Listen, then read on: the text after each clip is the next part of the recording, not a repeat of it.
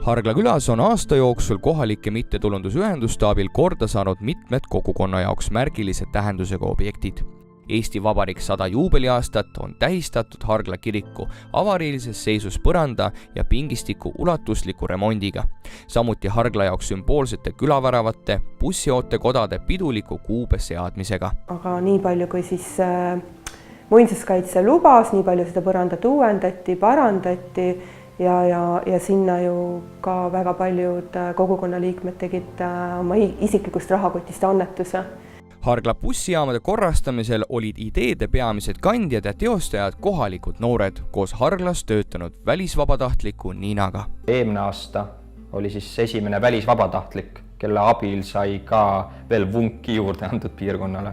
Tema ideedega, tema tegutsemisega, tema olekuga, ta oli selline põnev isiksus, kes sulas siia kogukonda vaikselt sisse. No üks suur muutus kindlasti, et noortekeskuses on lisaabikäed ja tänu sellele jõudsime palju rohkemate noorteni, et kui võtta tema teenistusperiood võrrelda eelmise aasta sama perioodiga, siis külastatavuse arv oli täpselt 50% rohkem.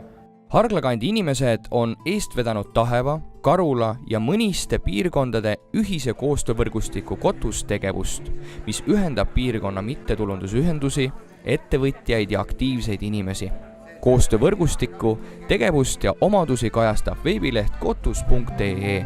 Kodulehe mõte on siis nagu 2 ühes, et esimene on see, et pakkuda infot selle piirkonna elanikule, et kes meil siin piirkonnas teenuseid pakuvad erinevaid. Teine siis on, mis on väga hästi tööle läinud, on uudised ja sündmused, et Kotuse kodulehelt ja Facebooki lehelt jooksevad läbi kõik selle Taheva, Karula, Mõniste ja natuke ka Ähijärve nurga piirkondade siis erinevaid sündmusi. Mis tähendab vunki täis? Vunki täis. No ma arvan nii, et see on niisugune hästi ettevõtlik, energiline, no aga see käib siis küla inimeste kohta ja nende tegemiste kohta võib-olla. Jõudu, väge täis,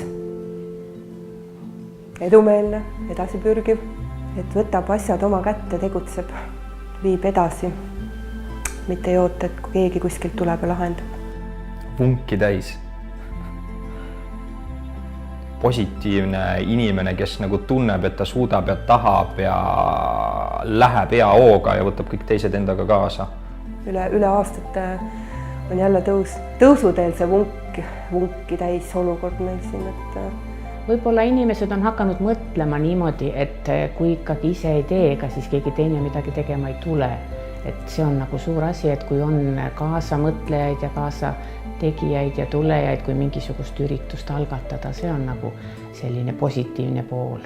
Väga lahedad on need inimesed, kes siin on, et tegelikult inimesed hoiavad kokku. Kui häda on käes või mure on suur, siis üheskoos lüüakse seljad sirgu ja pannakse seljad kokku ja asetakse toimetama, et see ei ole mitte vähetähtis, see on väga-väga oluline. Siis sinna võib panna vunki täis, võrdub Hargla kogukond. Hetkel küll on selline tunne.